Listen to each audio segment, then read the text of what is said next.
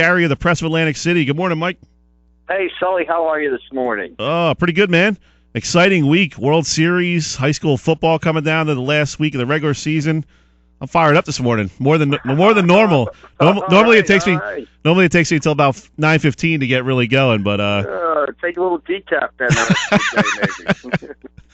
Maybe. Have you had your 2 Diet Cokes yet? Yeah, I'm already about 1.5 into the day. So all right, there you go. Should be a good segment then. Exactly. We got to make sure we stay on time though, because otherwise I'll get some heat from Minnick at 9:15. All right. Well, let's get started then. All right.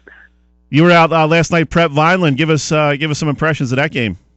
Well, I thought it was a really physical football game. Maybe the most physical football game I've seen all season.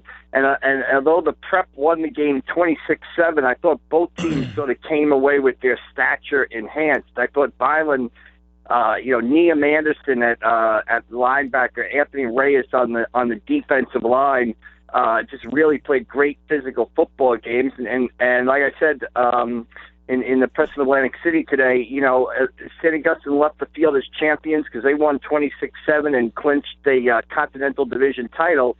And Vineland left kind of thinking what might have been. They had opportunities early in the game to maybe take the lead. They had another opportunity in the fourth quarter to cut the lead to a single touchdown. They were stopped on downs in the first quarter and turned the ball over in the fourth. So I thought, although St. Augustine wins, and St. Augustine, a marvelous football team, and clearly I think number one in South Jersey. I thought Vineland came away with their stature sort of enhanced from the game also. And I thought for both teams, the perfect playoff tune-ups for next week. That's a great point you make. I was actually talking to a buddy of mine, Mike Schneider. He's the girls swim coach out of Vineland. He was on the sideline, and he made a Facebook post after the game talking about how the whole town of Vineland is proud of these boys. They understood what they were up against last night. But they really feel like down there that they have in place the plan and the coaches and the guys to take this team to be consistently competitive, for at least the next couple of years. They feel like they've turned the corner and gotten this program to where they want it to be. And it's nice to see down there, Vineland, such a big school, so many good athletes, and they're really starting to put it all together this year. Well, I mean, you look just a year ahead. Pacheco, the quarterback, is a junior. Liam Anderson, the great linebacker and tight end, is a junior. Anthony Reyes, who, if anybody's at the game, Anthony Reyes is wearing number 54. I mean, the Prep had problems blocking him. He's a sophomore. That was one thing after the game. You talk about those plays, and then you talk on the Prep side, Josh Zamat, the quarterback's a junior. Kyle Dobbins, the running back's a junior. Shamir Collins, the defensive back, is a junior. It's going to be a great game next year also when these two teams meet. But obviously, Vineland has struggled for years, only 2 winning seasons since 1990. That was, probably their biggest regular season game in 13 years. Now they're going to be in the playoffs for the first time in 13 years, and they have opportunity to, win their first home playoff game, or win their first playoff game in school history next weekend. So obviously, there's still a lot to play for. And of course, St. Augustine going up now to Bergen Catholic probably to test themselves against one of those North Jersey parochial powers. So two teams that showed a lot last night and have big tests next weekend, but, looked up to the task last night. Yeah, you mentioned that Anderson kid. That kid is a full-grown man. Wow, what a game he had. Well, he's a forceful sort of guy, and in talking to Mark Reardon after the game, he made the point that Bergen Catholic doesn't have anybody like Liam Anderson. And Bergen Catholic's one of the best programs in the state, and probably one of the top programs in the country year in and year out. So, I mean, Liam Anderson is just a tremendous player and just a tremendous physical presence on the football field. And that was a hard-hitting game. I thought both quarterbacks. And the Prep guys said they loved it afterwards, and the Vineland guys said they loved it. But I thought Pacheco and Josh Zamat both played, gutsy football games. Both of them took a lot of big hits last night and got up every time and still led their team. So, like I said, I just thought it was a tremendous, hard-hitting, football game. And it says a lot about the Prep.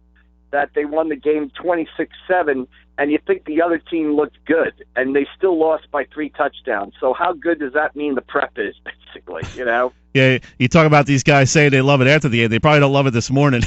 Yeah, they probably got up a little slow this morning. You know, Josh Samad said he's going to ice down on the weekend and be ready for Monday. So, you know, I just think the prep who's been involved in a lot of blowouts and stuff like that, a lot of running clock scenarios in the second half, just sort of relished the chance to be in a hard-hitting football game where they had to execute and play all 4 quarters to win. So I just think they just liked that opportunity just to get, you know, a full 48 minutes of football and not have that clock run in the second half on them. Yeah, I was talking to Zeke Ennis after the game, and he said, hey, we needed a game like this right before the playoffs. This is the kind of game you want to be playing as you're heading into the postseason. Well, absolutely. I think for both teams, you know, it was the perfect game to get them ready for the playoffs because, you know, it was a physical type of football game. I don't think outside of Tom's River North, Vineland is going to see a team as talented as St. Augustine Prep in the Group 4 playoffs. You know, certainly Tom's River North is a multi-talented team.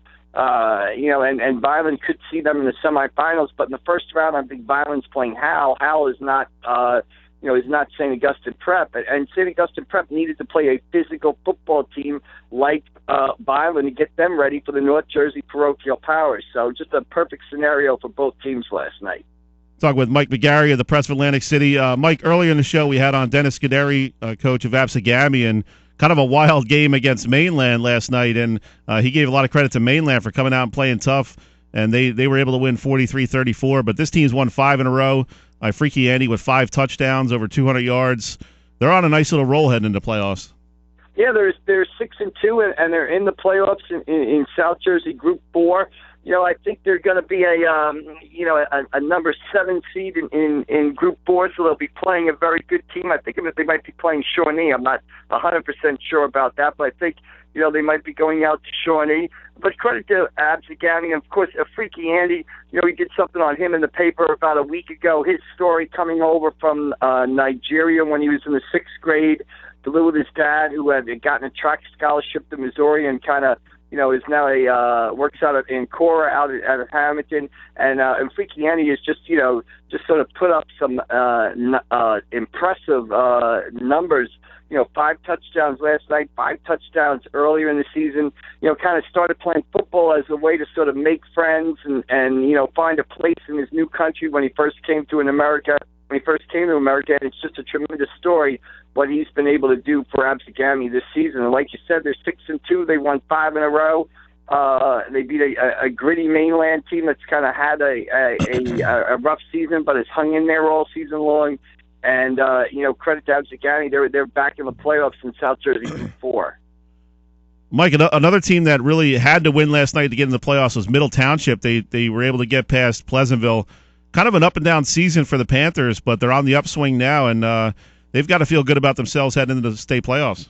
Well, absolutely, and I remember talking to Coach Frank Riccitano back when the West Jersey Football League held their media day. It was a summer August day at Lenape High School, and I asked Frank, you know, about the season, and he said if we can get through the first 3 games, you know, then we're going to be okay. And I think those, you know, those first 3 games were Holy Spirit, Mainland, and I believe Buda, and they came out of those games 1 and 2.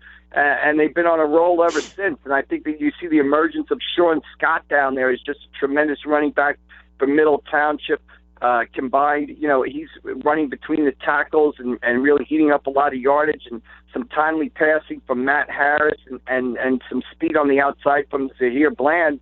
And you've got a pretty good football team down there in Middle Township that's going to make the Group 2 playoffs at a 5-3 record, and they go into Pleasantville last night. And really, what really for Middle was a playoff game the week before the playoffs started, because if they lose that game, they're probably on the outside looking in Group 2, and Pleasantville had an outside chance of making the playoffs with a win. And Middle goes in there and you know, takes care of business, and as a result, they're 5-3 and headed back to the Group 2 playoffs probably for the first time in 2 or 3 years.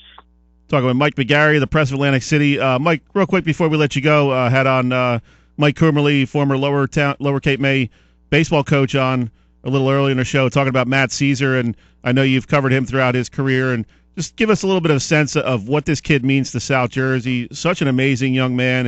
You know, we all know about the bone marrow transplant he did, and you know, great student, great athlete. went on to Villanova. Now he's part of a World Series championship Chicago Cubs team, and it almost seems like all of South Jersey is saying, "Hey, this is our guy, man. He got the World Series ring," and kind of like we all feel connected to Mike Trout in the same way. Well, absolutely. I mean, he's a guy we saw sort of grow up. You know, I can still remember when, you know, we named him the Press Athlete of the Year. I can remember talking to him, you know, about, you know, the before football games at Lower Cape May, you know, games of the week and things like that. And I think what you see with Matt is just, I mean, he's just a tremendous guy, a tremendous person. I think, you know, Dave Weinberg did a story right on the front page of our paper, you know, this week where a family goes out there for Game 7 and Matt takes a picture with the kids before a game. You know, people look at that and probably say, well, that's nothing. But, you know, for him to come over before Game 7 on the field where there's a million things going on and take a picture with those kids, I mean, that, you know, Caesar kind of had to go out of his way to do that. And then not a lot of, you know, professional athletes would do that. So he's just a tremendous, you know, tremendous guy off the field as well as a tremendous athlete on the field. And like you said, you know, it's kind of getting ready to leave for St. Augustine yesterday. I flip on the TV and they've got the Cubs celebration on ESPN, and there's Matt Caesar standing on stage, you know, before how many hundreds of thousands of people at Bryant Park in Chicago celebrating a World Series championship. And, you know, that's neat to say. I mean, how many times can you say you know somebody that has a World Series ring or has been part of a World Series team? So it kind of does hit close to home, and it doesn't happen that often. And when it does, it's very special. Good stuff, Mike. Appreciate it. As always, we'll catch up with you next week. Have a good weekend, buddy. All right, selling down the road. Thanks a lot, buddy. All right, man. See you later. That was Mike McGarry, Press of Atlantic City.